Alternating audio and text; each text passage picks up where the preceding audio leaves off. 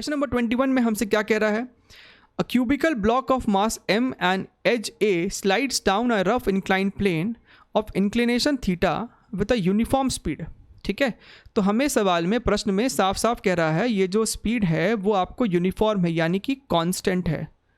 अगर speed constant है तो क्या हम कह सकते हैं कि एक्सेलरेशन जो होगा वो ज़ीरो होगा, एक्सेलरेशन ज़ीरो होगा। ठीक है, find the torque of the normal force acting on the block about it centre. ठीक है, अब समझिए बात को, क्या क्या फोर्सेस है।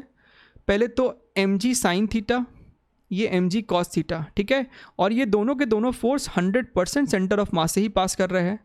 सो this is M G sine theta, this is M G cos theta. ठीक, क्योंकि इसका वेलोसिटी कांस्टेंट है तो हम आसानी से कह सकते हैं कि जो फ्रिक्शन लग रहा था वो एम जी साइन थीटा के बराबर ही था।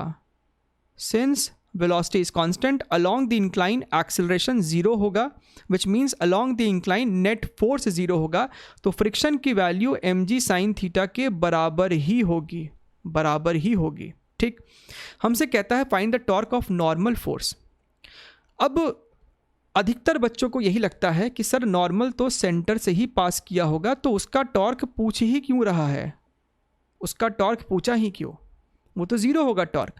और यहीं पे गलत चले गए हम लोग, इसका टॉर्क ज़ीरो नहीं होगा। आप ध्यान से सवाल को पढ़िए, सवाल में स्ट्रिक्टली कह रहा है कि बॉडी स्लाइड कर रहा है। बॉडी स्लाइड करने का मतलब है कि बॉडी टॉपल नहीं किया, बॉडी रोटेट नहीं कर रही है अपने सेंटर ऑफ मास के अबाउट। अगर आप ये मान लेंगे कि नॉर्मल सेंटर से पास कर रहा है तो ध्यान से देखिए, एम जी साइन थीटा का टॉर्क ज़ीरो, नॉर्मल का torque zero, M G cos theta का टॉर्क ज़ीरो, लेकिन फ्रिक्शन का टॉर्क आ गया। क्यों आ गया? क्योंकि फ्रिक्शन का टॉर्क दिख रहा है आते हुए। This is the perpendicular distance that is a/2, तो फ्रिक्शन का टॉर्क आप लिख पाएंगे f into a/2, which means अगर ये बॉडी पे एक नेट टॉर्क है तो वो रोटेट करनी चाहिए थे, लेकिन सवाल में साफ साफ कह रहा है कि बॉडी रोटेट तो कर नहीं रही है, वो स्लाइड कर रही है। अगर बॉडी रोटेट नहीं कर रही है यानी कि सेंटर के अबाउट नेट टॉर्क ज़ीरो होना चाहिए, और वो ज़ीरो तभी होगा जब नॉर्मल शिफ्ट किया हो, नॉर्मल सेंटर से ना पास करके किधर और से पास किया होगा। सो this is called shifting of normal. Normal shift हुआ है इन दिस केस।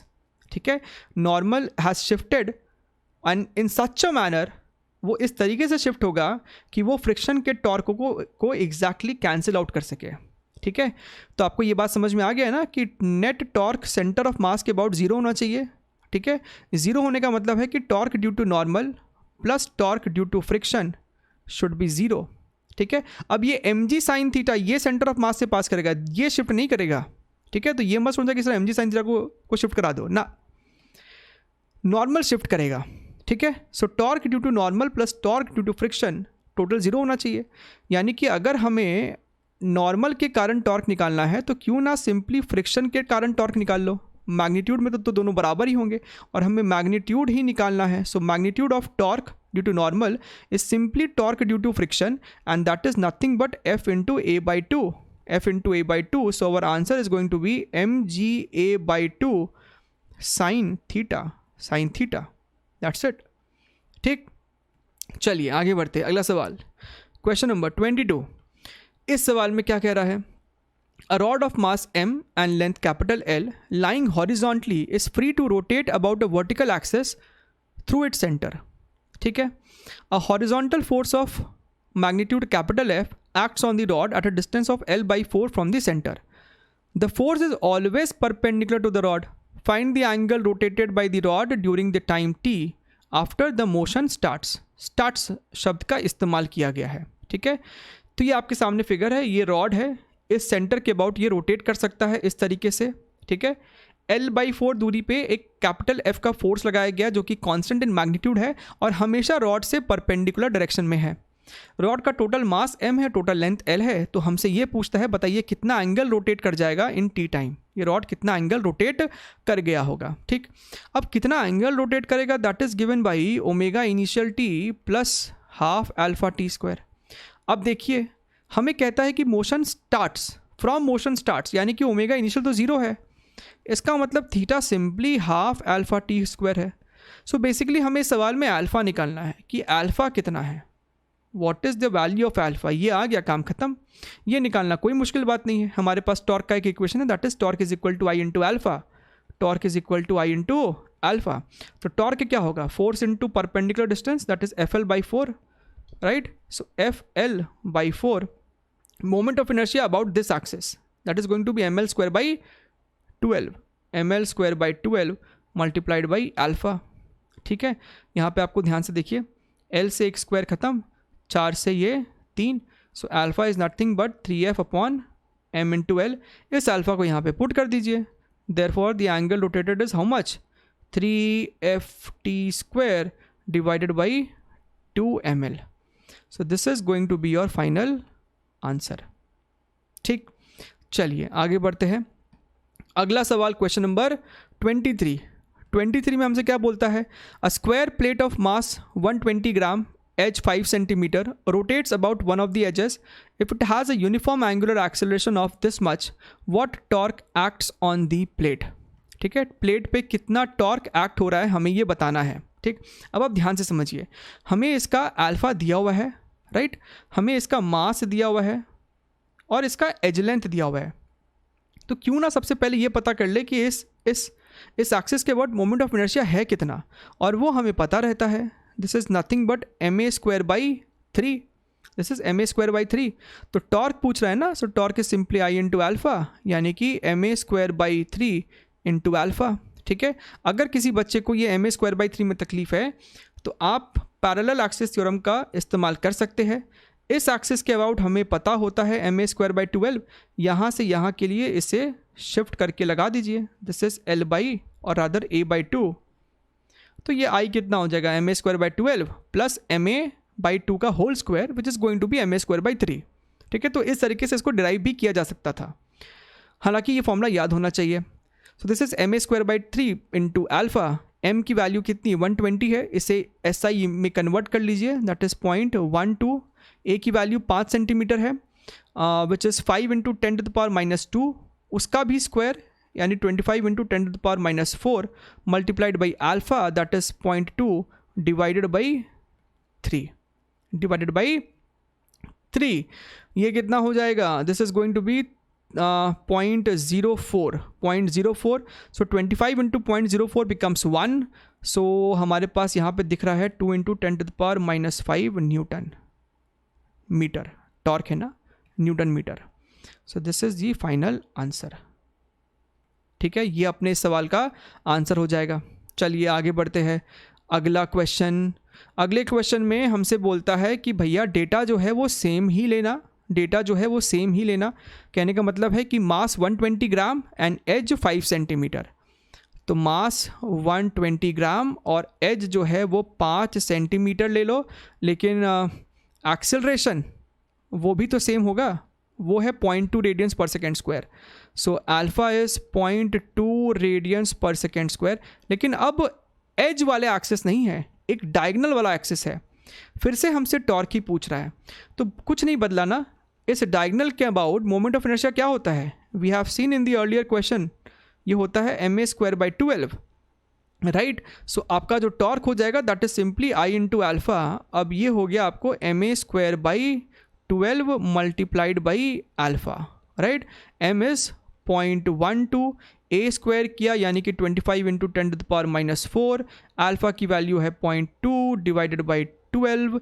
आपको ये दिख रहा होगा कि ये इसके साथ कैंसिल हो जाएगा, तो आपके पास बचेगा कितना, 0.01 दिख रहा है ना, ये आपको बचेगा 0.01। अच्छा, which means this is going to be 0.01 into 25, this is going to be 0.25 and 0.25 into 0.2 कितना हो जाएगा, कितना हो जाएगा 0.05 into 10 to the power minus 4, right. तो यहाँ से अपना रिजल्ट कितना बन रहा है, this is going to be 0.5 into 10 to the power minus 5 newton metre, right. And this is your final answer. इसी फॉर्मेट में दिया है, तो I am just trying to keep the answer as mentioned in the answer key. ठीक, चलिए आगे बढ़े, आगे बढ़े। Question number 25। So a flywheel of moment of inertia 5 kg meter square is rotated at a speed of 60 radians per second. ठीक है, तो ये डायग्राम है आपके सामने, ये आपका एक फ्लाईव्हील है, फ्लाईव्हील बोले तो एक बड़ा सा डिस्क है, ठीक। And this is the axle, ये जो वाइट कलर का है वो आपका एक्सेल है, ठीक। हमसे सवाल में कहता है कि इसका मोमेंट ऑफ इनर्शिया जो है दैट इज़ 5 kg/m², ठीक है। It is rotated at a speed of 60 radiance per second, right, ठीक है। तो ये आपको कुछ यूँ रोटेट कर रहा था 60 रेडियंस पर सेकेंड से, because of the friction at the axle, है ना। ये जो एक्सेल है, इस एक्सेल और इस डिस्क के बीच में एक फ्रिक्शन होगा, है ना। यहाँ पे जो कॉन्टैक्ट सरफेस है इनका, यहाँ पे आपको एक फ्रिक्शन लग रहा होगा, हाँ। उस फ्रिक्शन की वजह से it comes to rest in 5 minutes. कितने देर में रेस्ट में आ गया है? 5 मिनट में। कहने का मतलब है 5 × 60, कहने का मतलब है 300 सेकेंड में। तो 300 सेकेंड में वो भाई साहब रेस्ट पे आ जाते हैं। पहला सवाल, find the average torque of the friction. तो टॉर्क सिंपली I × अल्फ़ा होता है, I × अल्फ़ा, और एवरेज टॉर्क पूछ रहा है, ठीक। और अल्फ़ा क्या होगा? अल्फ़ा हो जाएगा तुमको change in omega upon change in time, change in omega upon change in time, ठीक है। तो I की वैल्यू कितनी है? 5। ओमेगा कितने से चेंज हो रहा है? पहले 60 था, बाद में 0 हो जाना है, तो चेंज कितना आया? 60 का चेंज आया है, ठीक है। We are just talking about the magnitude, है ना। 60 का चेंज आया, और कितने टाइम में आया? 300 सेकेंड में आया। तो ये कितना आ रहा है? 1, और टॉर्क है ना, यानी कि 1 newton metre. 1 newton metre is the answer for your first part, ठीक। सेकेंड पार्ट में हमसे पूछता है the total work done by the friction, right. So work done by the friction क्या हो जाएगा? Work done by the friction is basically loss in kinetic energy, right. Kinetic energy में जो लॉस आया है वही तो वर्क डन है। तो शुरुआत में इसके पास भर के ओमेगा था, और फाइनली ये रेस्ट पे आ गया। तो लॉस कितना आ गया? Loss is simply ½ I⍵², right. I की वैल्यू आपको कितनी है? 5 है। ω² यानी कि 60 का स्क्वायर, विच बिकम्स 3600। अब ध्यान से देखिए, तो ये आपको कट हो जाएगा, तो कितना बचेगा? 1800, and 5 × 18 is 90, so this becomes 9000 joules, which is nothing but 9 kilo joules, 9 kilo joules, ठीक। सी पार्ट में हमसे पूछता है the angular momentum of the wheel 1 minute before it stops rotating, ठीक है। 5 मिनट लगता है इसको रुकने के लिए, तो 1 minute before it stops rotating, कहने का मतलब है late us find out what is the omega at the end of 4 minutes. तो जब समय 4 मिनट ख़त्म हुआ है, at the end of 4 minutes, इसका ये ओमेगा कितना है वो पता करना होगा, ठीक है। What is this omega? Let us call it as omega dash. So ये ओमेगा डैश क्या हो जाएगा? Omega initial plus alpha T. अब आप ध्यान से समझिएगा बात को। शुरुआत में ओमेगा जो है वो 60 है। अब यहाँ अल्फ़ा को प्लस अल्फ़ा नहीं पुट कर सकते। ये जो delta omega by delta T है, यही आपको ओमेगा है ना। सो 60/300 विच इज़ 1/5। तो ये प्लस 1/5 नहीं है, ये आपको होगा -1/5, राइट। क्योंकि फ्रिक्शन है ना, तो वो तो ओमेगा को अपोज कर रहा होगा, यानी कि जो अल्फ़ा होगा उसका डायरेक्शन अपोजिट डायरेक्शन में होगा। It is retarding it's motion. So -1/5 multiplied by time, that is 4 minutes, which is 4 × 60. This is 60 minus ये कितना हो जाएगा? 5 × 60, ये 12 हो जाएगा। So this is your 48. So this is your 12 radiance per second. हमसे एंगुलर मोमेंटम पूछा है, यानी कि I × ओमेगा डैश। I की वैल्यू 5 है, ओमेगा की वैल्यू 12 है। सो दिस इज़ योर 60, और यूनिट क्या हो जाएगा? मोमेंट ऑफ इनर्शिया का यूनिट होता है kg/m², और ओमेगा का हो जाएगा पर second. So this is your final answer for the third part, ठीक है। चलिए आगे बढ़ते हैं। अगला सवाल, question number 26। Because of the friction between the water in oceans with the earth surface, the rotational kinetic energy of earth is continuously decreasing. If the Earth's angular speed decreases by 0.0016 radians per day in 100 years, find the average torque of the friction on the Earth. Radius और mass हमें दे रखा है अर्थ का, ठीक है। तो ये एक जस्ट एक पिक्टोरियल रिप्रेजेंटेशन है। ये ब्राउन कलर का जो है वो आपका अर्थ है, और जो सराउंडिंग में ये ब्लूइश कलर है वो आपका पानी है, ठीक है। ऑब्वियसली चारों तरफ से पानी सराउंडिंग करता है, लेकिन just for the sake of understanding and the figure, ठीक, अब होगा क्या, मान लीजिए जो धरती है आपका वो इस तरीके से रोटेट कर रहा है, ठीक है। जब धरती ऐसे रोटेट कर रहा है तो वो पानी को भी अपने साथ इस तरीके से लेके जाना चाहेगा, यानी कि पानी पे फ्रिक्शन जो है वो इस डायरेक्शन में लग रहा होगा हर तरफ। पानी पे ये जो येलो वेक्टर है वो पानी के सरफेस पे है, तो पानी भी बैकवर्ड डायरेक्शन में इस पे एक फ्रिक्शन लगाएगा। तो यही वो फ्रिक्शन की बात की जा रही है कि पानी इस धरती पे फ्रिक्शन लगा रहा है और अपोजिंग सेंस में लगा रहा है, ठीक है, अपोजिंग सेंस में लगा रहा है। इसीलिए सवाल में कह रहा है कि because of the friction between the water in the oceans and the surface of the earth the rotational kinetic energy, friction अगर लग रहा है अपोजिट सेंस में तो ओमेगा को वो डिक्रीज कर रहा होगा, तो काइनेटिक एनर्जी डिक्रीज कर रही है, ठीक है। तो वही हमें सारा इन्फॉर्मेशन यहाँ पे दे रखा है, ठीक। अब समझिए बात को, अब बात को समझिए। अब तो सिर्फ लगाना है फॉर्मूला, जैसा कि पहले लगा दिया था हमने। तो हमसे टॉर्क पूछ रहा है ना, टॉर्क का मतलब क्या है, आई इंटू अल्फ़ा एवरेज, और अल्फ़ा का मतलब क्या है, delta omega upon delta T. हमें सब तो दे रखा है। Earth treating it as a solid sphere, this is going to be 2/5 mr²। What is change in omega, change in omega में दिया है 0.0016 रेडियंस पर डे, ठीक है। इतना ओमेगा चेंज किया है 100 साल में, 100 साल में। तो delta omega is this much, 0.0016 radiance per day. और चेंज इन टाइम कितने टाइम में ऐसा हुआ है, 100 सालों में। अब यहाँ पे आपको बड़े ही आराम से प्यार से सारे वैल्यूज़ को ऐसा यूनिट में कन्वर्ट करना है और उसके बाद उसे सॉल्व कर लेना है। ध्यान से देखिए, दिस इज़ 2/5, मास है आपका अर्थ का 6 × 10⁻²4, रेडियस है 6400 किलोमीटर विच इज़ 6.4 10⁻6 मीटर्स। तो इसका भी स्क्वायर लेना पड़ेगा, multiplied by 0.0016 radiance per day.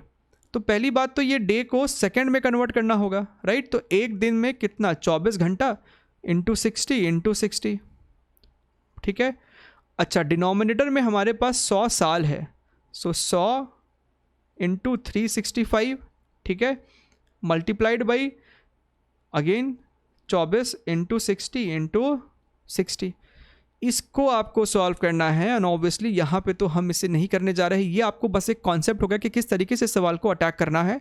अब जब आप इसे सॉल्व करेंगे, this is going to be approximately 5.8 10⁻20 newton metre, ठीक है। बाकी सवाल को करना इसी तरीके से है, ठीक है। चलिए आगे बढ़ते हैं। अगला सवाल, question number 27। A wheel rotating at a speed of 600 revolutions per minute about its axis is brought to rest by applying a constant torque for 10 seconds. For 10 seconds, ठीक है। तो ध्यान से देखिए, हमें व्हील की ओमेगा इनिशियल दे रखी है, that is 600 revolutions per minute, ठीक है, पर मिनट। तो क्यों ना इसे पर सेकेंड में कन्वर्ट कर दिया जाए। सो 600 रिवोल्यूशंस पर सेकेंड में करने का मतलब है कि 60 से डिवाइड किया, सो this is 10 revolutions per second, ठीक है। और फाइनली हम इसे रेस्ट पे लेके आ जाते हैं, कितने समय में, तो 10 सेकेंड्स में। Find the angular deceleration and the angular velocity 5 seconds after the application of torque, ठीक है। सो बेसिकली ये आपका एक डिस्क होगा जो कि इस तरीके से रोटेट कर रहा होगा, ठीक। अगर हमें इस पर एक अपोजिट सेंस में टॉर्क लगाना है तो कुछ इस तरीके से कोई फोर्स लगा रहा होगा, है ना, इस तरीके से कोई इस पर फोर्स लगा रहा होगा ताकि एक रिटार्डेशन जनरेट हो और ये ओमेगा समय के साथ घट के 0 हो जाए। सबसे पहले हमसे वो अल्फ़ा पूछ रहा है, हमें अल्फ़ा पूछ रहा है, कोई बात नहीं। So omega final is equal to omega initial plus alpha into T, right. Omega final कितना है, 0, ओमेगा इनिशियल कितना है, 10 plus alpha into time taken is also 10। तो यहाँ से आपको अल्फ़ा दिखाई दे रहा है -1 रिवोल्यूशंस पर सेकेंड स्क्वायर। हमें सिर्फ मैग्नीट्यूड पूछा है, डिसेलरेशन यानी कि इसकी वैल्यू पूछी जा रही है, तो that is going to be 1 revolutions per second square, ठीक है। जहाँ तक बात है सेकेंड पार्ट की, वो कितना होगा, एंगुलर वेलोसिटी 5 सेकेंड बाद, ठीक है। So omega at 5 seconds, so we have to use omega initial plus alpha T. Initial value कितनी है, 10 है, माइनस विथ साइन पुट करेंगे ना, -1 into 5, so this is going to be 5 revolutions per second. So this is going to be answer for the second part. ठीक, चलिए आगे बढ़ते हैं। Next question, question number 28. A wheel of mass 10 kg and radius 20 centimeter is rotating at an angular speed of 100 revolutions per minute. 100 revolutions per minute. ठीक है। When the motor is turned off, ठीक है, तो ये disc होगा, किसी motor से इसको रन कराया जा रहा है। आपको इस डिस्क का मास दिया गया है दैट इज 10 kg। इस डिस्क का रेडियस दिया गया है that is 0.2 metres and it was initially moving with some angular velocity of 100 revolutions per minute. ठीक है। When the motor is turned off, neglecting the friction at the axle, calculate the force that must be applied tangentially to the wheel to bring it to rest in 10 revolutions. ध्यान से समझिए। मान लेते हैं कि ये जो डिस्क है या जो व्हील है वो ओमेगा इनिशियल से रोटेट कर रही थी। हमें इसे अगर रेस्ट पे लाना है और वो भी टॉर्क लगाना है, फोर्स टेंजेंशियली लगाया जा रहा है, तो मान लेते हैं एफ फोर्स लगाया गया है। ठीक है। अब ये जो टॉर्क है वो एक रिटार्डेशन प्रोड्यूस किया होगा, एक अल्फ़ा जनरेट किया होगा इस डायरेक्शन में, और यही वो अल्फ़ा है जो कि ओमेगा को डिक्रीज़ करके ज़ीरो पे पहुंचा दिया है। ठीक है। और कुल कितना रिवोल्यूशन ले पाया है वो बिफोर स्टॉपिंग? 10 रिवोल्यूशंस ले पाया है। 10 रिवोल्यूशंस ले पाया है। तो क्यों ना हम सबसे पहले अल्फ़ा ही निकाल ले, है कि नहीं? So theta is equal to omega initial, नहीं, ये इक्वेशन का इस्तेमाल नहीं करते हैं। Let us use omega square final is equal to omega square initial plus 2 alpha theta. इसके पहले वाला इस्तेमाल नहीं कर सकते थे क्योंकि अगर करते तो टी हमें नहीं पता है, फिर से फंस जाते। लेकिन अब हमें सब पता है। फाइनली ये रेस्ट पे आ जाता है। शुरुआत में इसका ओमेगा कितना है? 100 रिवोल्यूशंस पर मिनट। ठीक है। तो इसे अगर हम सेकेंड में कन्वर्ट कर दे तो ये आपका हो जाएगा 100 रिवोल्यूशंस पर सेकेंड। 60 से डिवाइड कर दो तो ये आपको हो जाएगा कितना? 5/3 रिवोल्यूशंस पर सेकेंड। ठीक। तो ये हो गया ओमेगा इनिशियल स्क्वायर यानी कि 25/9 plus 2 into alpha multiplied by theta is 10 revolutions. ठीक। तो यहाँ से आपको दिखाई दे रहा है क्या कि ये अल्फ़ा जो हो जाएगा that is going to be 25 with a negative sign 9/20।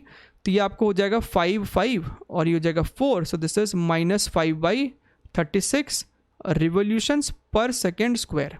ठीक है। अच्छा, अगर हम इसे रेडियन में कन्वर्ट करना चाहे तो रिवोल्यूशन है तो 2 से मल्टीप्लाई कर दो।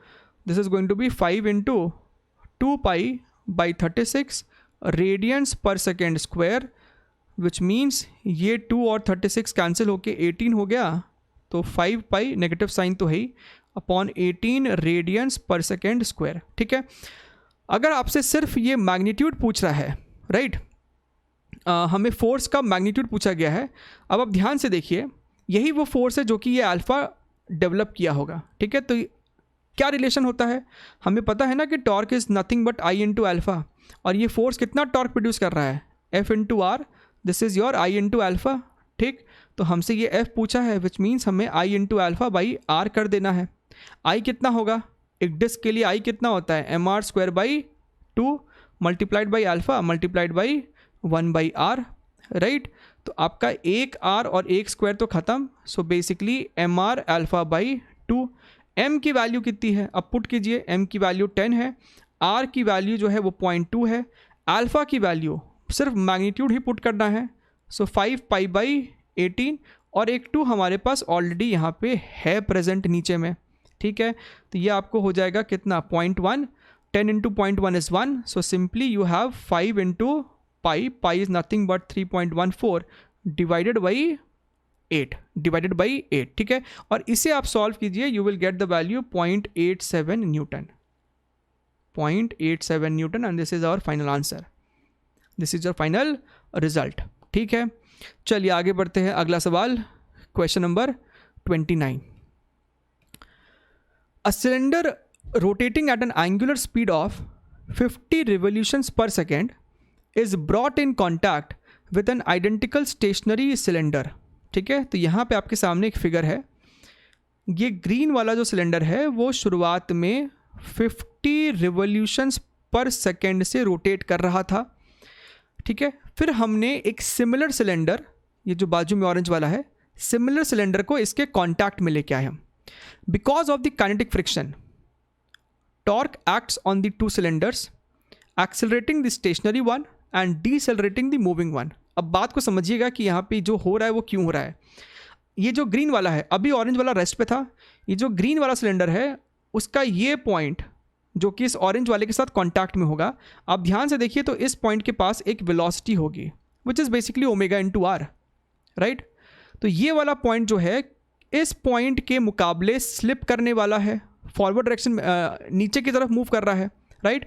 तो वो इस ऑरेंज वाले पे फ्रिक्शन लगाया होगा, ग्रीन वाला डिस्क ऑरेंज वाले डिस्क पे फ्रिक्शन लगाया नीचे की डायरेक्शन में, तो ऑरेंज वाला ग्रीन वाले पे फ्रिक्शन ऊपर की तरफ लगा रहा है।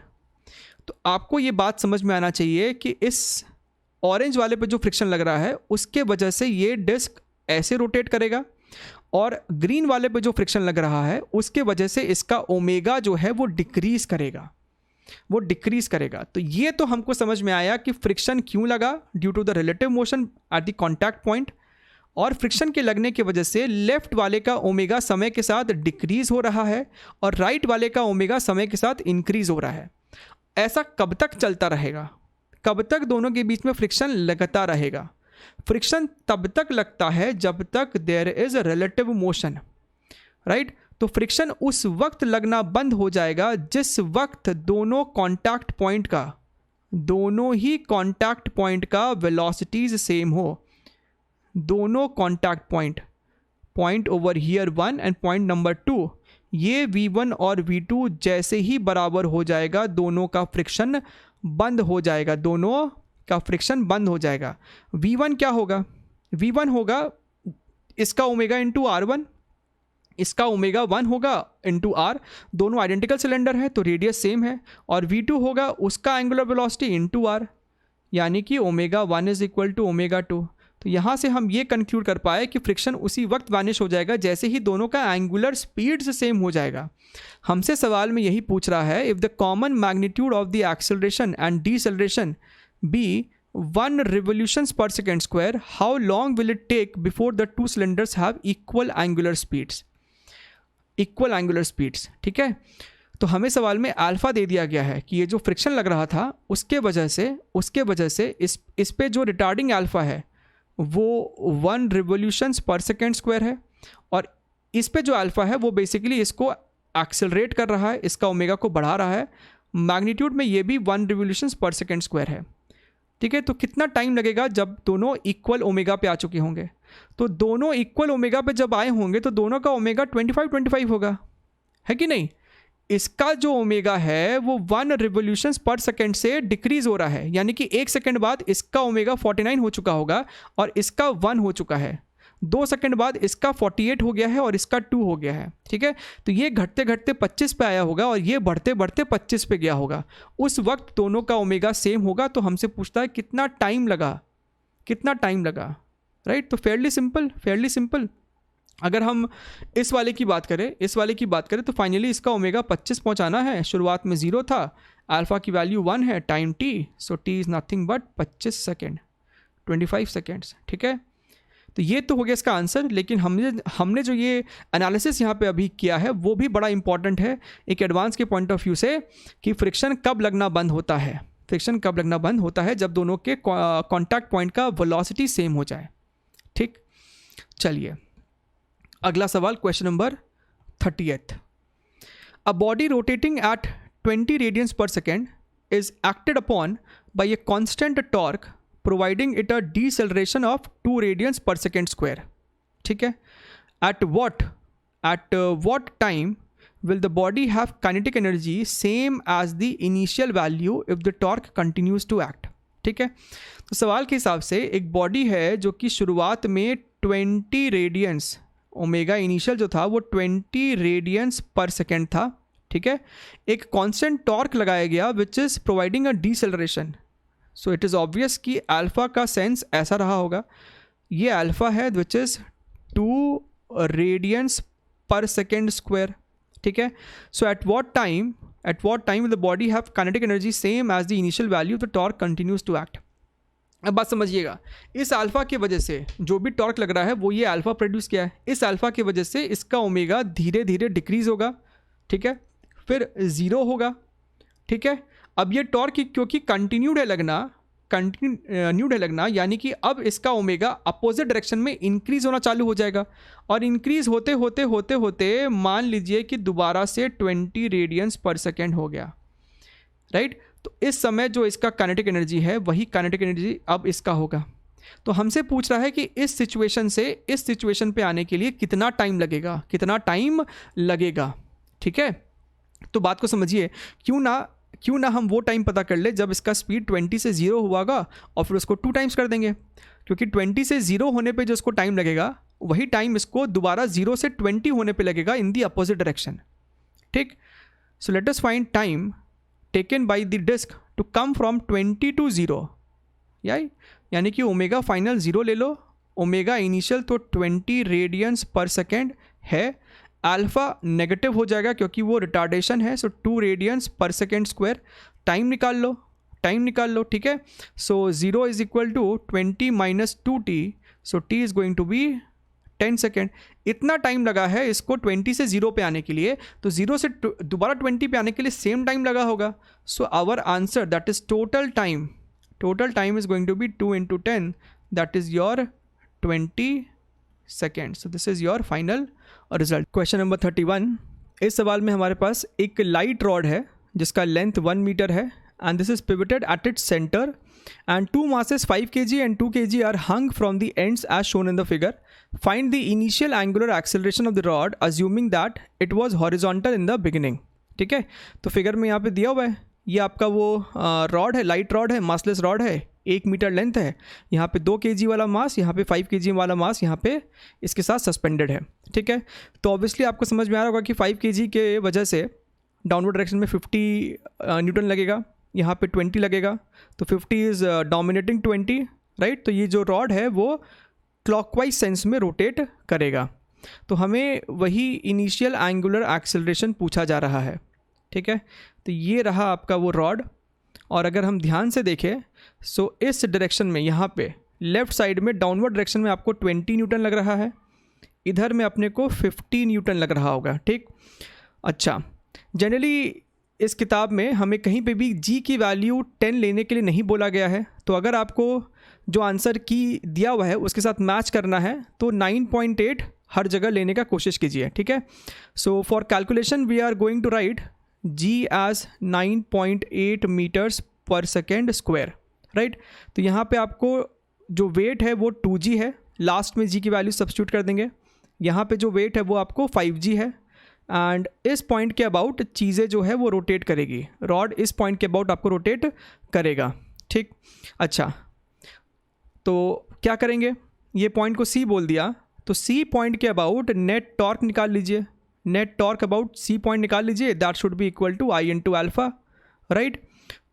नेट टॉर्क क्या हो जाएगा, 5g के कारण टॉर्क क्लॉकवाइज सेंस में है और 2g के कारण टॉर्क एंटी क्लॉकवाइज सेंस में है, ठीक है।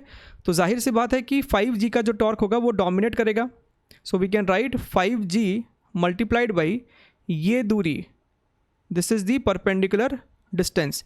ये डिस्टेंस कितना हो जाएगा, 1/2 हो जाएगा, 1 मीटर रॉड का लेंथ है, सो दिस इज़ 1/2 माइनस 2g के कारण जो टॉर्क होगा that is 2g into 1/2 is equal to I into alpha.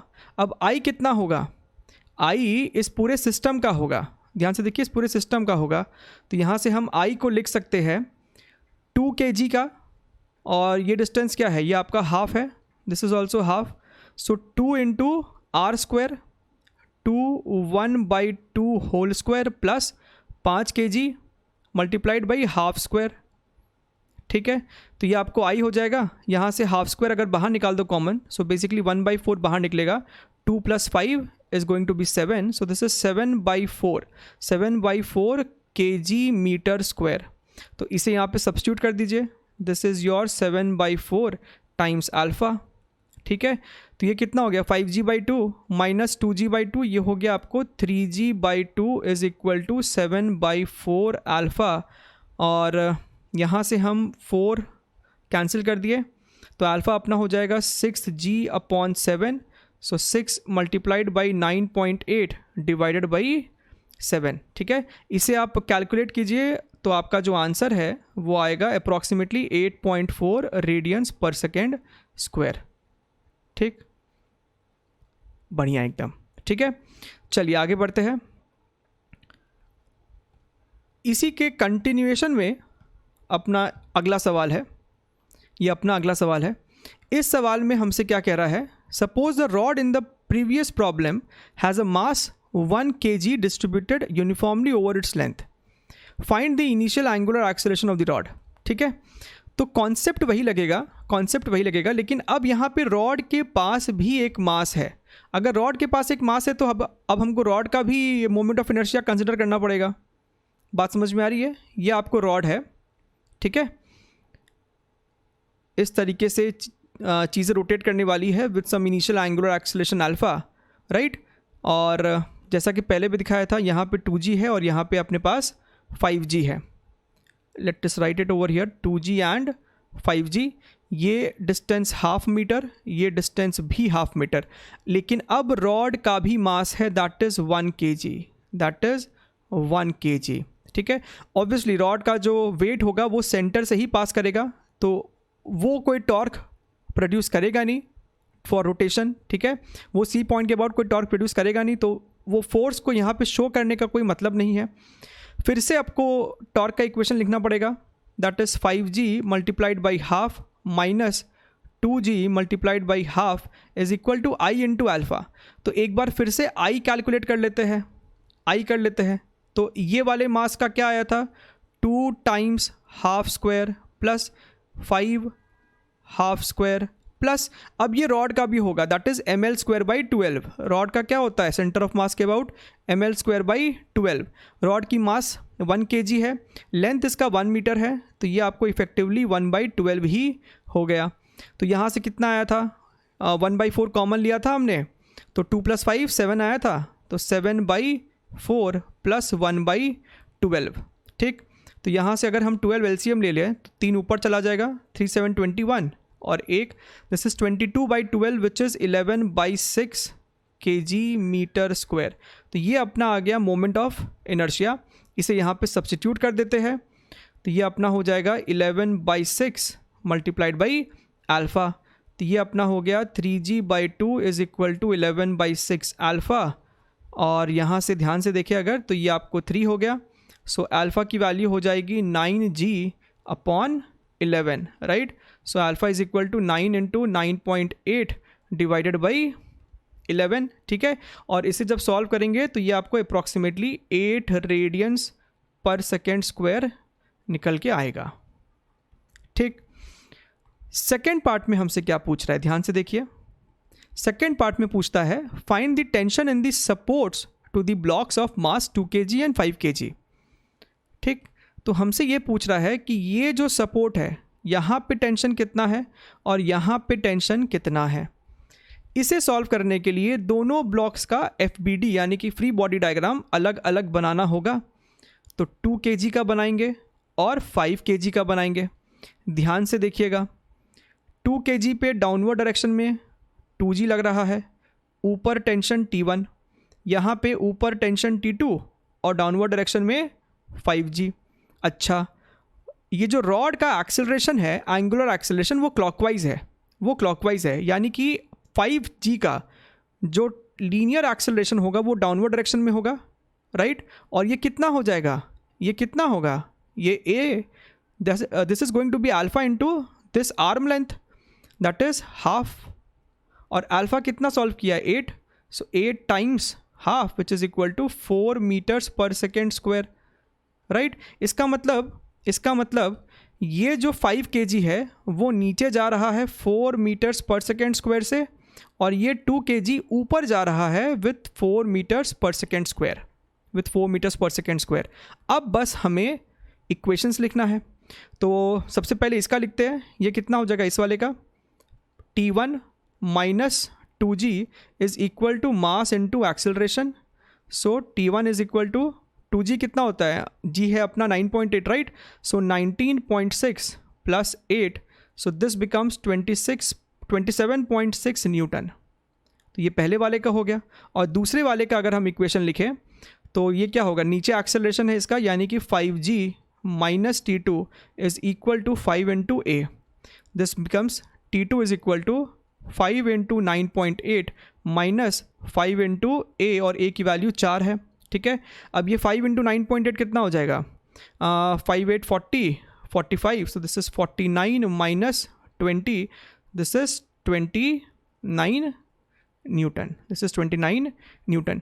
तो ये दोनों अपना आंसर हो गया, T1 T2 और ये एंगुलर एक्सेलरेशन, ठीक है। चलिए आगे बढ़ते हैं, आई होप समझ में आया होगा सबको। अगला सवाल क्वेश्चन नंबर 33, ध्यान से देखिए। Figure shows 2 blocks of masses M and capital M। तो ये अपना स्मॉल m है, ये अपना कैपिटल M है, connected by a string passing over a pulley. The horizontal table over which the mass m slides is smooth. The pulley has a radius r and moment of inertia I. तो ये जो पुली है इसके पास moment of inertia भी है, इसका radius भी है, and it can freely rotate about the axis. ये पुली रोटेट करेगा, ठीक है। Find the acceleration of capital M assuming that string does not slip on the pulley. तो हमें सवाल में ये कंडीशन दे दिया है कि स्ट्रिंग पुली के ऊपर स्लिप नहीं करेगा, ठीक है। ये कैपिटल M नीचे गिर रहा होगा, ये small m towards right move कर रहा होगा। तो हमसे एक्सेलरेशन पूछा जा रहा है, हमसे एक्सेलरेशन पूछा जा रहा है, ठीक है। तो चलिए FBD बना लेते हैं, इसकी FBD बनाते हैं। तो यहाँ पे टेंशन, कैपिटल M पे टेंशन, राइट, पुल्ली पे भी, यहाँ पे भी टेंशन दिखेगा और यहाँ पे भी एक टेंशन दिखेगा, ठीक। अगर हमने इसे T1 लिया तो ये भी T1, ये T2 है तो ये T2 है, राइट। एक ग्रेविटेशनल फोर्स दिखाना होगा इस वाले ब्लॉक पे डाउनवर्ड डायरेक्शन में, ये अपना हो जाएगा mg, ठीक है। मान लेते हैं कि कैपिटल M ब्लॉक नीचे गिर रहा है विद सम एक्सेलरेशन a, तो small m right side move कर रहा होगा विद सेम एक्सेलरेशन a, ठीक। और ये पुल्ली जो है, ये पुल्ली रोटेट करेगी अपने इस एक्सिस के about with some angular acceleration alpha, with some angular acceleration alpha, ठीक है। अच्छा, तो क्या क्या इक्वेशन लिख सकते हैं, देखिए। स्मॉल m के लिए अगर हम लिखें तो हम यहाँ पे कह सकते हैं कि T1 is equal to mass into acceleration, ठीक है। कैपिटल M की अगर हम बात करें तो हम यहाँ कह सकते हैं कि capital mg minus T2, capital mg minus T2 is equal to mass into acceleration, ठीक है। जहाँ तक बात पुल्ली की आती है तो आपको ये बात समझ में आना चाहिए कि पुल्ली आपका क्लॉकवाइज रोटेट कर रहा है, ठीक है। यानी T2 का जो टॉर्क होगा वो बड़ा होगा T1 के टॉर्क से, राइट। T2 जो है इस पुल्ली को क्लॉकवाइज रोटेट करना चाह रहा है और T1 उसे एंटी क्लॉकवाइज रोटेट कर रहा है, यानी कि हम T2 के टॉर्क को और T1 के टॉर्क को आपस में सब्ट्रैक्ट करेंगे, ठीक है। सो T2 का टॉर्क कितना हो जाएगा, T2 इंटू आर, और T1 का torque T1 into R. This should be equal to I into alpha. I is moment of inertia and alpha. अब आप ध्यान से देखिए, आप यहाँ पे ध्यान से देखिए, एक छोटा सा कॉन्सेप्ट है जिसे यहाँ पे एक बारी डिटेल में बता देते हैं, आगे इसे हम बार बार इस्तेमाल करेंगे। हमें सवाल में कहता है कि ये पुल्ली पे जो स्ट्रिंग है, यहाँ पे आपका जो स्ट्रिंग कनेक्टेड था वो स्ट्रिंग पुल्ली पे स्लिप नहीं कर रहा है। What do you mean by कि ये स्लिप नहीं कर रहा है? पुल्ली का एंगुलर एक्सेलरेशन अल्फा है, ठीक है। स्लिप नहीं करने का मतलब होता है पुल्ली पे ये पॉइंट जो होगा उसका एक्सेलरेशन और धागे के इस पॉइंट का एक्सेलरेशन सेम होना चाहिए। That is the meaning of not slipping. दोनों के बीच में कोई भी रिलेटिव एक्सेलरेशन या मोशन नहीं होना चाहिए, तो दोनों का एक्सेलरेशन सेम होना चाहिए, ठीक है। अच्छा, अब आप ध्यान से देखिए, हमने ऑलरेडी ब्लॉक का एक्सेलरेशन a माना है, यानी कि धागे के इस पॉइंट का एक्सेलरेशन a है, ठीक है। और पुल्ली का एंगुलर एक्सेलरेशन अगर अल्फा है तो पुल्ली के इस पॉइंट का एक्सेलरेशन अल्फा इंटू आर होगा, और अगर स्लिपिंग नहीं है तो a is equal to alpha R condition होगा, ठीक है। तो ये कंडीशन क्या है कि हम लोग हमेशा से आंख बंद करके इस्तेमाल कर लेते हैं, लेकिन क्यों इस्तेमाल कर रहे हैं इसका लॉजिक अपने को समझ में आना चाहिए। अच्छा, तो हम यहाँ पे अब समझ गए हैं कि भैया a जो है वो अल्फा आर के बराबर है, यानी कि अल्फा a बाई आर के बराबर है। तो इसका हम लोग इस्तेमाल आगे बहुत से सवालों में करेंगे, राइट। तो यहाँ पे i इंटू अल्फा था, अल्फा की जगह हम लिख सकते हैं a बाई आर, राइट। यहाँ पे जो स्मॉल आर है उसे कॉमन लेके राइट साइड ले चले अगर, तो ये T2 minus T1 is equal to I into A by R square, ठीक, अब हमें सॉल्व करके स्मॉल ए की वैल्यू बतानी है. The best way would be add all the 3 equations. आप सबको ऐड कर देंगे ना, तो ये T1 माइनस T1 कैंसिल हो जाएगा, यहाँ पे माइनस T2 है, यहाँ पे प्लस T2 है, वो भी कैंसिल हो जाएगा. तो अपने पास क्या बचेगा, ध्यान से देखिए, अपने पास बचेगा कैपिटल mg, यहाँ पे कैपिटल mg बचेगा. This is equal to small M A capital M A I into A upon R square, right. तो यहाँ से अपना a आ जाएगा capital mg whole divided by small m plus capital m plus I upon R square, and this is your result. ये अपना answer है. और इस वैरायटी का सवाल जेईई मेंस में तो बहुत बार आता है. ठीक है, 2019 में भी आया हुआ है इस कॉन्सेप्ट पे बेस्ड सवाल. ठीक, चलिए आगे बढ़ते हैं. Question number 34. ठीक है, तो फिर से कुछ वैसा ही इक्वेशन लिखना होगा. A string is wrapped on a wheel of moment of inertia 0.02. ठीक है, radius 10 centimetre and goes through a light pulley to support a block of mass 2 kg as shown in the figure. Find the acceleration of block. तो हमें ये वाले इस बड़े पुली का हमें मोमेंट ऑफ इनर्शिया और रेडियस दिया हुआ है. कहता है कि ये वाला जो पुली है वो आपका लाइट है, मासलेस है. ठीक है, तो ये तो नहीं रोटेट करने वाला है. ये वाला पुली जो है अपना वो रोटेट करेगा. ये वाला मास 2 kg है. तो बताइए कि इस ब्लॉक की एक्सेलरेशन क्या है. ठीक है, ध्यान से समझिए. फिर से बनाते फ्री बॉडी डायग्राम. तो इस वाले ब्लॉक पे टेंशन ऊपर की तरफ डाउनवर्ड डायरेक्शन में mg दिखा देंगे, यानी कि 2 इंटू जी, और ऊपर के डायरेक्शन में टेंशन दिखा दिया. ठीक है, अच्छा, इस पुल्ली पे कुछ दिखाने का कोई मतलब नहीं है. ये पुल्ली तो रोटेट नहीं करेगा, इस पुल्ली पे दिखाना पड़ेगा. तो इस पुल्ली पे धागे का एक टेंशन T यहाँ पे भी दिखा देते हैं. ठीक है, टेंशन T दिखा दिया. ठीक है, अच्छा ये ध्यान रखिएगा, यहाँ पे ये T1 T2 अलग अलग वेरिएबल नहीं लेंगे. ये पुल्ली आपका मासलेस था, ये रोटेट नहीं कर रहा है, तो कोई भी टेंशन में चेंज नहीं आएगा, मैग्नीट्यूड में चेंज नहीं आएगा. तो यहाँ पे T था, तो यहाँ पे भी हमने T ही लिया हुआ है. ठीक, अच्छा मान लेते हैं कि ये जो ब्लॉक है वो नीचे जा रहा है विथ सम एक्सेलरेशन a, और ये पुल्ली रोटेट कर रही है with some angular acceleration alpha. बढ़िया एकदम. अब लिखते हैं. अब 2 kg के लिए अगर हम इक्वेशन लिखें, so I can write 2g minus T is equal to 2 times a. ठीक, और इस बड़े वाले पुल्ली के लिए अगर हम इक्वेशन लिखें तो यही t है जो कि टॉर्क प्रोड्यूस कर रहा है, यानी कि t into R is equal to I into alpha. और अल्फा क्या होता है, a बाई आर, यानी कि t की वैल्यू हो गई आई ए अपॉन आर स्क्वायर. राइट, अब दोनों इक्वेशन को ऐड कर दीजिए तो माइनस टी और t खत्म हो जाएगा. You will be left with 2g is equal to 2a plus ia upon r square.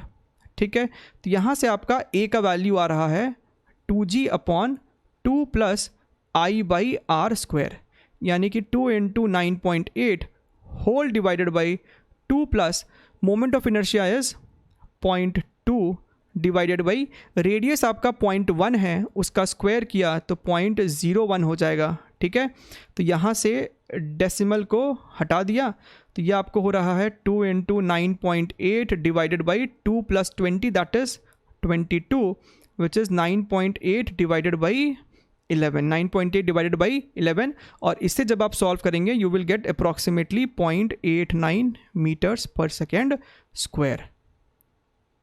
Right, and this is the answer. This is the answer. ठीक है, चलिए आगे बढ़ते हैं. तो ये अपना क्वेश्चन नंबर 35 है, इसके पिछले सवाल से ही लिंक्ड है. Suppose the smaller pulley of the previous problem has its radius 5 centimetre end moment of inertia this much. Find the tension in the part of the string joining the pulleys. ठीक है, तो ये जो string है ना, हमसे इस वाले स्ट्रिंग में टेंशन पूछा जा रहा है, और हमें इस छोटे वाले पुली का भी अब रेडियस और मोमेंट ऑफ इनर्शिया दे दिया. ठीक, आपको अभी ध्यान में हो तो पिछले सवाल में हमने देखा था कि इसका मोमेंट ऑफ इनर्शिया सवाल में दिया हुआ था 0.20, इसका रेडियस 10 है. इस वाले का मोमेंट ऑफ इनर्शिया हमें दे रहा है 0.10, और रेडियस इसका दे रहा है 5 सेंटीमीटर. राइट, तो अब ध्यान से देखिए, तो इसका रेडियस 10 है और इसका 5 है, विच मीन्स अगर हम इस वाले को r कहते हैं तो हम इसे r/2 कह सकते हैं, एंड इफ़ इसे हम i कह रहे हैं तो इसे हम i/2 कह सकते हैं. राइट, तो कैलकुलेशन करने के लिए और लिखने के लिए थोड़ा सा ईजी पड़ता है. Otherwise I1 I2 R1 R2 लिखना पड़ेगा। ठीक, तो ये 2 kg पे आप FBD बनाइए, ऊपर टेंशन लगेगा, नीचे की तरफ ग्रेविटेशनल फोर्स यानी कि 2G और ऊपर टेंशन T1 हो गया। मान लीजिए ये ब्लॉक नीचे जा रहा है विद सम एक्सेलरेशन A, सही है। इस पुली पे टेंशन T1 नीचे की तरफ, एक टेंशन T2 इधर होगा और यहाँ पे एक टेंशन T2 ऐसे। This is T1, this is T2 and this is also T2, right. ये ब्लॉक नीचे जा रहा है, ये pulley obviously anti clockwise rotate कर रहा है और ये पुल्ली भी एंटी क्लॉकवाइज रोटेट करेगा। ठीक है, अब हम बात करते हैं इक्वेशंस की। तो अगर हम इस 2 kg वाले की इक्वेशन लिखें तो क्या लिखेंगे, 2G minus T1 is equal to 2 into A. ये छोटे वाले की अगर इक्वेशन लिखें, राइट, तो T1 का टॉर्क बड़ा होगा T2 के टॉर्क से, तभी तो ये डिस्क ये पुली एंटी क्लॉकवाइज रोटेट किया है, यानी कि T1 multiplied by its radius. और ये छोटे वाले का रेडियस हमने क्या बोला, R/2 बोला है ना। So R/2 minus T2 multiplied by R/2 is equal to I into alpha. I कितना बोला है, I/2, दिस इज I/2 और अल्फ़ा का मतलब क्या हो गया, A अपॉन R और रेडियस तो R/2 है, रेडियस R/2 है। तो ध्यान से देखिए, इसको क्या लिख सकते हैं, T1 into T2 multiplied by R/2। अच्छा, एक और बात यहाँ पे देखिए, ये 2 और ये 2 तो कट जाएगा, ठीक है। तो यहाँ पे हम क्या लिखेंगे इसको, ये आपका 2 उधर चला जाएगा, सो 2IA डिवाइडेड बाई R²। ये हो गया अपना इक्वेशन नंबर 2। और ये बड़े वाले पुल्ली के लिए हम क्या लिख सकते हैं, T2 multiplied by R is equal to I into alpha and alpha is what, A by R। इसका रेडियस तो R ही है, इसका I भी हमने I पकड़ा है, तो यहाँ से हम कह सकते हैं कि T2 is equal to IA upon R²। This is your equation number 3। ठीक, अब हमें T2 निकालना है, तो हमें A पता करना होगा। A पता करने का बेस्ट तरीका है कि तीनों इक्वेशन को चुपचाप आंख बंद करके ऐड कर दीजिए। ऐड करने से क्या होगा, माइनस T1 ख़त्म, माइनस T2 ख़त्म, तो अपने पास यहाँ पे 2G है और तो कोई है नहीं LHS में। So 2G is equal to 2A plus this yellow term plus IA upon R²। तो दिख रहा है ना, ये और ये ऐड करेंगे तो 3IA अपॉन R² हो जाएगा, विच मीन्स यहाँ से हम A लिख सकते हैं, कितना हो जाएगा, A आपका दिख रहा है आता हुआ 2G upon 2 plus 3I by R²। ठीक है, यानी कि इसे हम लिख सकते हैं 2G R² divided by 2R² plus 3I। अब एक बारी हमारा I आ चुका है, A आ गया है, सॉरी, अगर हमारा A आ गया है तो इसे इक्वेशन नंबर 3 में पुट कर दीजिए और T2 आ जाएगा। तो T2 की वैल्यू कितनी हो जाएगी, IA अपॉन R²। तो I अपॉन R² को बाहर रखो और A की वैल्यू यहाँ पे पुट कर देंगे, तो ये हो जाएगा 2G R² divided by 2R² plus 3I। R² ख़त्म, तो अपने पास यहाँ पे है 2GI divided by 2R² plus 3I। ठीक है, which means 2 multiplied by 9.8, I की value 0.2, this is 0.2 divided by 2 into R²। R हमने 0.1 है यहाँ पे लिया हुआ, सो 0.1 का square 0.01 into 2 which means 0.02 plus 3 into I अपना 0.2 है, सो this becomes 0.6, right. So this becomes how much, 2 into 0.2 which is 0.4 multiplied by 9.8 divided by this becomes 0.62 और इसे बस आपको सिंप्लीफाई करना है, आपका रिजल्ट निकल के आ जाएगा 6.3 न्यूटन के आसपास। This is your final answer. ठीक, question number 36, the pulleys in the figure are identical. दोनों पुली जो है वो आइडेंटिकल है, each having a radius capital R and moment of inertia capital I. Find the acceleration of block capital M. ठीक है, तो ये अपना कैपिटल M ब्लॉक है, ये स्मॉल m ब्लॉक है, दोनों पुली आइडेंटिकल है, राइट। अज्यूमिंग कैपिटल M जो है वो बड़ा है स्मॉल m से, ताकि हम ये मान सके कि कैपिटल M नीचे जा रहा है, किसी एक का डायरेक्शन अपने को अज्यूम करना होगा। ठीक है, सो मान लेते हैं कि कैपिटल M का एक्सेलरेशन नीचे की तरफ A है, तो स्मॉल m का ऊपर की तरफ A हो जाएगा। फोर्सेस दिखा देते हैं, mg ऊपर की तरफ टेंशन, राइट, यहाँ पे एक टेंशन, यहाँ पे एक टेंशन, यहाँ पे टेंशन, टेंशन, टेंशन, और यहाँ पे mg। ध्यान से देखिएगा, दिस इज कैपिटल mg, इसे T1 पकड़ लिया तो ये T1, इसे T2 पकड़ा तो ये T2, और इसे अगर T3 मान लिया तो ये T3, and this is small mg। मान लेते कि ये A से नीचे गिर रहा है तो ये A से ऊपर जा रहा होगा, राइट। और अगर कैपिटल M नीचे जा रहा है विच मीन्स ये वाला पुली एंटी क्लॉकवाइज रोटेट कर रहा है, ये वाला पुली भी एंटी क्लॉकवाइज रोटेट कर रहा है। बढ़िया एकदम। इसका रेडियस हमें R दिया है और मोमेंट ऑफ इनर्शिया I, दोनों का एक ही दिया है, आइडेंटिकल है। चारों के लिए आपको इक्वेशन लिखना होगा तो लिख देते हैं। अगर हम कैपिटल M की बात करें तो हम क्या लिखेंगे, ध्यान से देखिए, we are going to write capital mg minus T1 is equal to mass into acceleration. इस पुली की अगर हम बात करें तो T1 का टॉर्क माइनस T2 का torque is equal to I into alpha, और अल्फा को हम क्या लिखते हैं, A बाई R। तो ध्यान से देखिए, इसे हम डायरेक्टली लिख सकते हैं T1 minus T2, capital R यहाँ पे कॉमन लिया और राइट साइड ले गए, सो अंत में हमारे पास यहाँ पे बचेगा I into A upon capital R square. इसका देखिए, इस वाले का हो जाएगा T2 minus T3 is equal to I into A upon R square, और स्मॉल m का कितना हो जाएगा, T3 minus small mg is equal to m into A। हमें A की वैल्यू पूछी गई है तो चारों इक्वेशन को ऐड कर दीजिए, 1 प्लस 2 प्लस 3 प्लस 4, चारों को ऐड करेंगे तो T1 खत्म, माइनस T2 खत्म, माइनस T3 खत्म, capital mg minus small mg, right. तो capital M minus small m, G common लेके बाहर निकाला।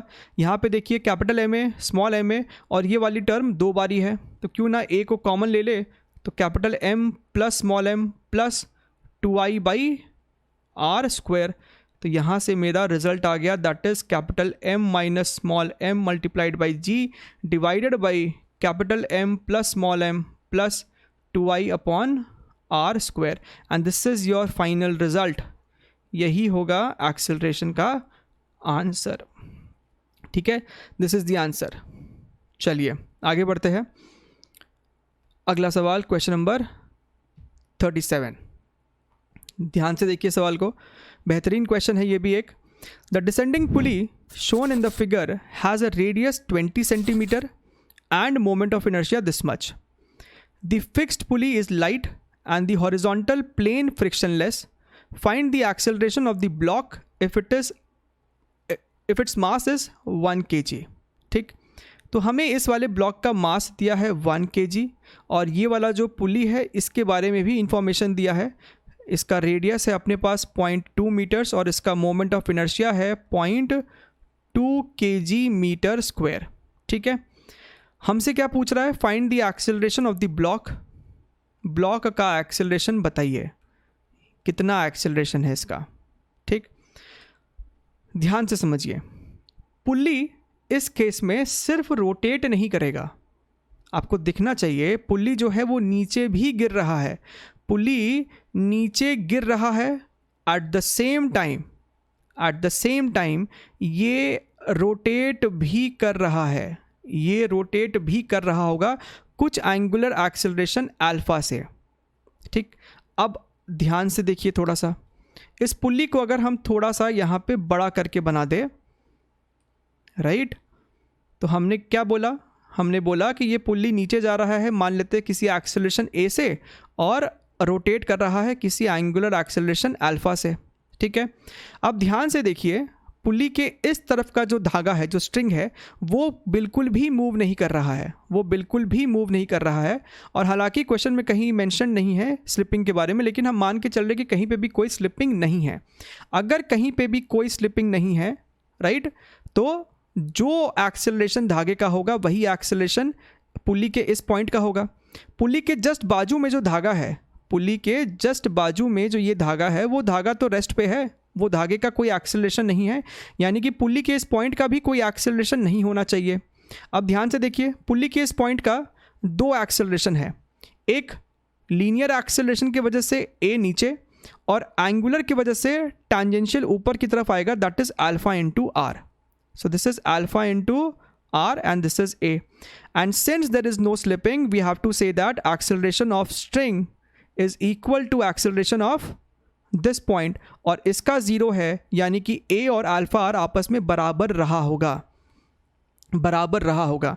तो राइट साइड वाले पॉइंट को एनालाइज करने से हमको ये समझ में आ गया कि A is equal to alpha R. ये रिलेशन यहाँ पे हम इस्तेमाल करेंगे, where A is the acceleration of centre of mass of the pulley, alpha is the angular acceleration. तो एक रिलेशन तो आ गया, A is equal to alpha R. अब ध्यान से समझिए, कई बच्चों को लगता है कि पुल्ली का एक्सेलरेशन ए है तो इस ब्लॉक का एक्सेलरेशन भी ए होगा। ध्यान से समझिए, हमने क्या बोला, कहीं पे कोई स्लिपिंग नहीं है, राइट। अब पुली के इस पॉइंट का एक्सेलरेशन क्या है, सोच के देखिए, सोच के देखिए। एक होगा आपका लीनियर एक्सेलरेशन, यानी कि सेंटर ऑफ मास का जो एक्सेलरेशन है उसके कारण ए प्लस, और इस अल्फा के कारण अल्फा आर, तो ए प्लस अल्फा आर, और अल्फा आर ऑलरेडी ए के बराबर है, यानी कि ये टोटल हो गया 2a, यानी कि धागे के इस पॉइंट का एक्सेलरेशन भी 2a होगा, और यही धागा जो है वो ऊपर जाके आपको इस ब्लॉक के साथ कनेक्टेड है, यानी कि इस ब्लॉक का एक्सेलरेशन भी 2a है, इस ब्लॉक का एक्सेलरेशन भी 2a है। तो अब हमारे पास सारा इन्फॉर्मेशन है, सारा इन्फॉर्मेशन है। अगर हमने पुली का एक्सेलरेशन ए माना है तो ब्लॉक का एक्सेलरेशन 2a हो जाएगा। Now let us make the FBD free body diagram. Block पे टेंशन इधर की तरफ, पुली पे टेंशन ऊपर की तरफ, और एक और टेंशन यहाँ पे ऊपर की तरफ। पुली पे डाउनवर्ड डायरेक्शन में उसका वेट भी लग रहा होगा, उसका वेट भी लग रहा होगा। दिस टेंशन इज T1, तो ये भी T1 है, ये T2 है, और पुली का मास हमें सवाल में दिया नहीं है, फिलहाल के लिए उसे हम स्मॉल m पकड़ लेते हैं, तो ये आपका डाउनवर्ड डायरेक्शन में mg हो गया, राइट। अच्छा, पुली का मास कैसे निकालेंगे भाई, पुली का मास कैसे निकालेंगे? Assuming pulley to be a disk, we can apply moment of inertia formula, that is mr square by 2। हमें पुली का moment of inertia दिया है, तो पुली का moment of inertia is equal to mr square by 2। अब ध्यान से देखिए, I की वैल्यू है 0.2, m हमें निकालना है, r की वैल्यू कितनी है 0.2 का स्क्वायर, विच इज़ बेसिकली 0.04। तो यहाँ से आपको m दिख रहा होगा 10 kgs आता हुआ, तो ये अपना आ गया पुल्ली का मास। यानी कि अब हम यहाँ डाउनवर्ड डायरेक्शन में mg ना लिख के लेट अस राइट 10g, ठीक। ये ब्लॉक का एक्सेलरेशन 2a है, ये पुली का एक्सेलरेशन डाउनवर्ड डायरेक्शन में a है। So let us write force equation and one torque equation. Force equation इस पुली का लिखेंगे तो क्या बोलेंगे, 10g minus these two tensions, so we can write 10g minus T1 minus T2 is equal to mass times acceleration, ठीक। इस block की अगर बात करें, so T1 is equal to mass is 1 kg into acceleration, that is 2a। Equation number 2, 3 variable है, equation अभी 2 है, यानी कि तीसरा इक्वेशन भी लिखना है, and that will be given by this torque equation. ये पुली का अल्फा ऐसा है, राइट, एंटी क्लॉकवाइज है, विच मीन्स T2 जो है वो बड़ा रहा होगा, क्योंकि T2 का जो टॉर्क होगा वो इस डिस्क को एंटी क्लॉकवाइज सेंस में रोटेट करने की कोशिश कर रहा है, और T1 उसको अपोज कर रहा है, right, which means I can write T2 minus T1 multiplied by R, this is the net torque due to T1 and T2। 10g का टॉर्क तो कुछ होगा नहीं, वो सेंटर ऑफ मास से पास कर रहा है।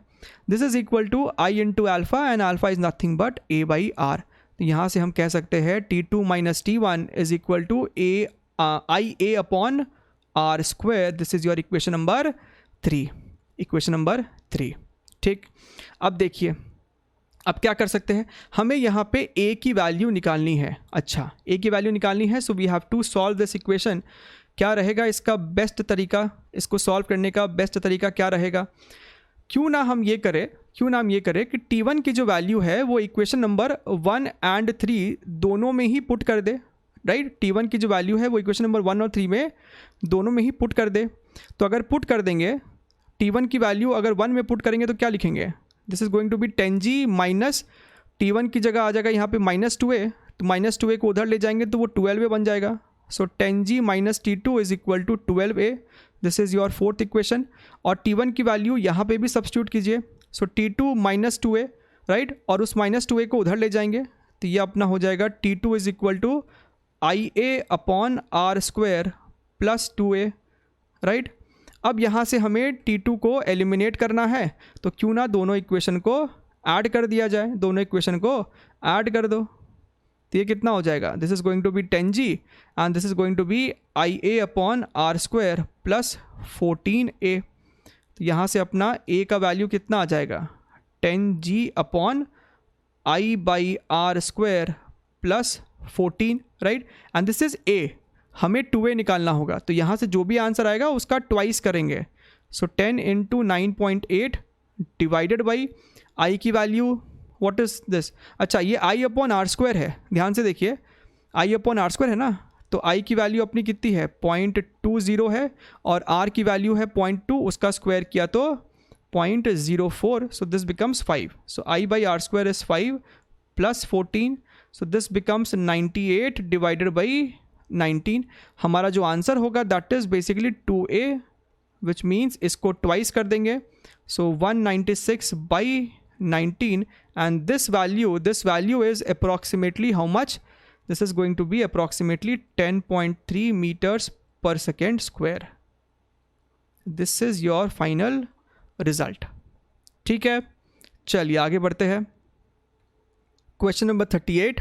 The pulley shown in the figure has a radius 10 centimeter and moment of inertia 0.5 kg meter square about its axis. Assuming the inclined planes to be frictionless, calculate the acceleration of 4 kg block. ठीक है, तो ये अपना 2 kg का block है and this is your 4 kg block. ठीक है, सो साफ साफ दिखाई दे रहा है कि 4 kg जो है वो नीचे की तरफ मूव करेगा। मान लेते हैं 4 kg नीचे जा रहा है विद सम एक्सेलरेशन A, तो 2 kg ऊपर चढ़ रहा होगा with the same magnitude A। ठीक है, फोर्सेस दिखा देते हैं, इधर टेंशन T, इस पे भी टेंशन T, यहाँ पे along the incline mg sine theta लगाएंगे और यहाँ पे भी वही mg साइन थीटा। पुल्ली पे tension T and tension T। ठीक, तो शो कर देते हैं, यहाँ पे क्या होगा mg साइन थीटा यानी कि 2g sine 45 degree, 2g sine 45 degree, sine 45 is 1/√2, so 2g into 1/√2, तो ये अपना हो गया √2g। ये अपना टेंशन T1 मान लीजिए, तो ये T1, ये T2 है, तो ये भी T2। ये कितना हो जाएगा, यहाँ पे 4 kg है, राइट, 2 kg था तो √2g था, तो ये आपको हो जाएगा 2√2g। ठीक, अब बस हमें इक्वेशन लिखना पड़ेगा। 4 kg के लिए लिखे अगर हम, तो क्या लिखेंगे, 2√2g minus T2 is equal to 4 into A। Pulley के लिए लिखेंगे, तो पुल्ली तो आपका ऐसे रोटेट करेगा ना अल्फ़ा से, तो क्या लिखेंगे, T2 minus T1 is equal to, यहाँ पे एक R मल्टीप्लाइड था, R को राइट साइड लेके जा रहे हैं, तो ये आपको हो जाएगा I इंटू अल्फ़ा, अल्फ़ा को लिख सकते हैं A बाई आर, सो ये ओवरऑल हो जाएगा A by R square, equation number 2। और तीसरा होगा ये 2 kg के लिए, so T1 minus √2g is equal to 2 times A, equation number 3। तीनों को अगर हम ऐड कर दे, you just add all of them, so minus T2 खत्म, माइनस T1 खत्म, 2√2g minus √2g gives you how much, this is going to be simply √2g is equal to 4a plus 2a 6a, so 6a plus IA upon R square. तो यहाँ से मेरा A का value निकल के आ रहा है √2 multiplied by g, that is 9.8 divided by 6 plus I by R square. So 6 plus I की वैल्यू कितनी है, I की वैल्यू है अपने को 0.5, this is 0.5 divided by R square, R अपना 0.1 है, तो 0.1 का square 0.01, so this is how much, this is going to be 50, दिख रहा है ना, ये अपना 0.5 है, ये 10 है यानी कि 0.1, उसका भी स्क्वायर यानी कि 0.01, तो आपको यहाँ पे 50 बचेगा eventually. So this is going to be √2 multiplied by 9.8 divided by 56 and आप जब इसको सॉल्व करोगे तो आपका वैल्यू अप्रॉक्सीमेटली निकल के आएगा 0.25 metres per second square, and this is the answer. ठीक है, चलिए आगे बढ़ते हैं। क्वेश्चन नंबर 39, ये सवाल क्वेश्चन नंबर 38 का ही कंटिन्यूएशन है, तो अगर कोई क्वेश्चन नंबर 38 नहीं देखा है, डायरेक्टली इसको देख रहा है, तो उसको भी एक बार ही देख ले। Solve the previous problem if the friction coefficient between the 2 kg block and the plane below it is 0.5 and the plane below the 4 kg block is frictionless. ठीक है, तो ये वाला सरफेस हमें कहता है कि स्मूथ है, लेकिन अब इस सरफेस पे फ्रिक्शन है 2 kg और इंक्लाइन के बीच में फ्रिक्शन है एंड दैट इज 0.5, म्यू की वैल्यू 0.5 लेनी है. अब हमें कहता है कि दोबारा से इसे सॉल्व कीजिए and find the value of acceleration. ठीक है, तो सिर्फ एक चीज़ बदला कि यहाँ पे फ्रिक्शन भी दिखाना पड़ेगा, बाकी सारा फ्री बॉडी डायग्राम जैसा पहले था बिल्कुल वैसा ही बनेगा. टेंशन दिखा देंगे, ग्रेविटेशनल फोर्स दिखा देंगे that is mg sin theta, right, और यहाँ पे फ्रिक्शन भी दिखाएंगे. अज्यूमिंग कि ये ब्लॉक नीचे गिर रहा है तो ये ब्लॉक ऊपर जा रहा होगा with some acceleration a, right. बाकी चीज़ें दिखा देते फिलहाल. T1 दिस वॉज T2, ये अपना T2 है, ये अपना 4 kg का ब्लॉक था तो यहाँ पे आ जाएगा 4g sin 45 degree, that was how much 2√2g. यहाँ पे मास के वजह से 2 kg के वजह से जो 2g sin थीटा है वो होगा आपका √2g, और क्योंकि ये ब्लॉक ऊपर जा रहा है तो इस पर फ्रिक्शन नीचे की तरफ लगेगा. फ्रिक्शन इस पर नीचे की तरफ लग रहा है F, and what is F? F क्या हो जाएगा? F is going to be mu mg cos theta, right. Mu की वैल्यू 0.5 है, म्यू की वैल्यू 0.5 है, मास अपना 2 है सो 2g और cos 45 यानी कि √2, तो ये अपना हो रहा है 0.5 √2g. ठीक है, तो यहाँ पे लिख देते हैं फ्रिक्शन अपना आ रहा है 0.5 √2g. So this is the only additional factor over here, बाकी सब कुछ वैसा ही है. दोबारा से इक्वेशन लिख लेते हैं. 4 kg के लिए 2√2g net force is equal to mass into acceleration. ठीक, इसके लिए टॉर्क का इक्वेशन लिखेंगे. Net torque is equal to I into alpha.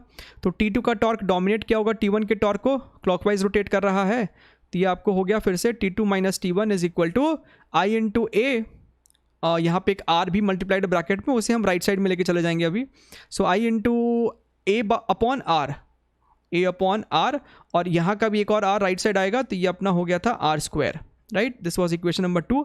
और यहाँ पे अब हो जाएगा अपना T1 minus √2g plus 0.5 √2g. ध्यान से देखिए, ये आपका √2 है और यहाँ पे एक 0.5 √2 और है, तो ये नेट कितना हो जाएगा?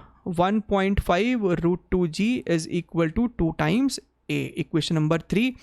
फिर से इसे हमें ऐड ही करना है, सारे टेंशन्स कैंसिल आउट हो जाएंगे.